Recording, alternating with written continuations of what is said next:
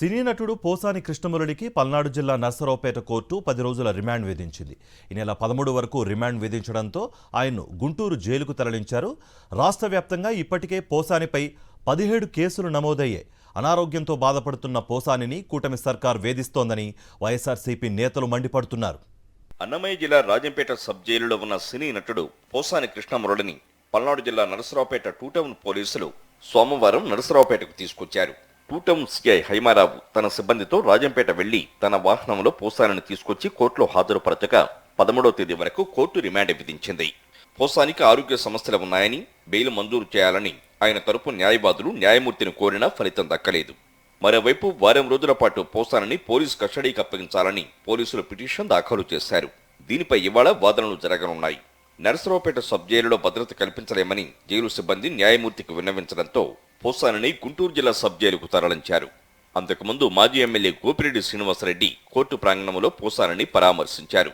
పోసాని కోర్టుకు వస్తుండటంతో పెద్ద ఎత్తున వైఎస్ఆర్సీపీ శ్రేణులు కోర్టు ప్రాంగణం వద్దకు చేరుకున్నాయి.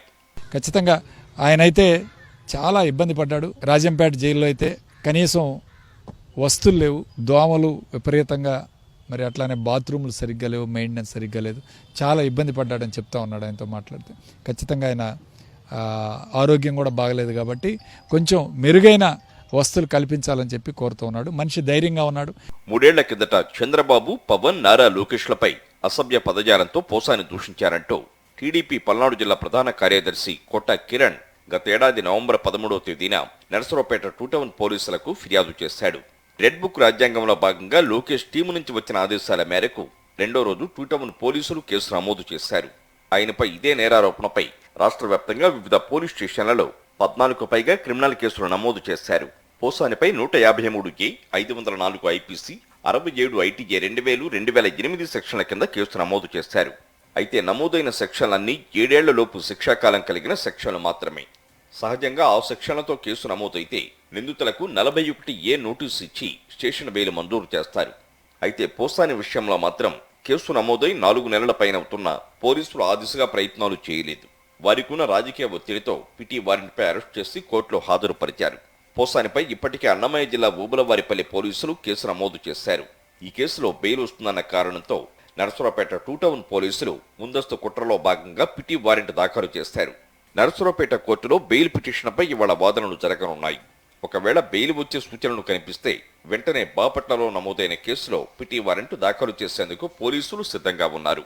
దీంతో పాటు కొత్తగా మరికొన్ని క్రిమినల్ కేసులు పోసానిపై పెట్టేందుకు మంత్రి లోకేష్ పన్నాగం పనినట్టు సమాచారం. ఇప్పటికే టీడీపీ కేడర్కు ఈ విషయంపై సంకేతాలు కూడా అందినట్టు తెలిసింది. పోసాని కృష్ణమురళిని కూటమి సర్కారు వేధింపులకు గురిచేస్తోందని మాజీ మంత్రి అంబటి రాంబాబు మండిపడ్డారు.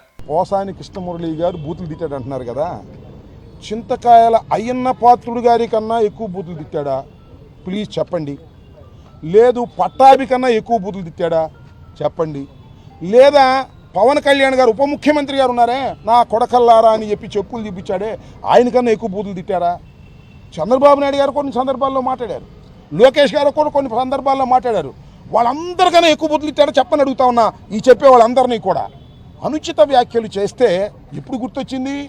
వాళ్ళ ప్రభుత్వం వచ్చేదాకా గుర్తురాలా. అంటే దాని అర్థం ఏంటి?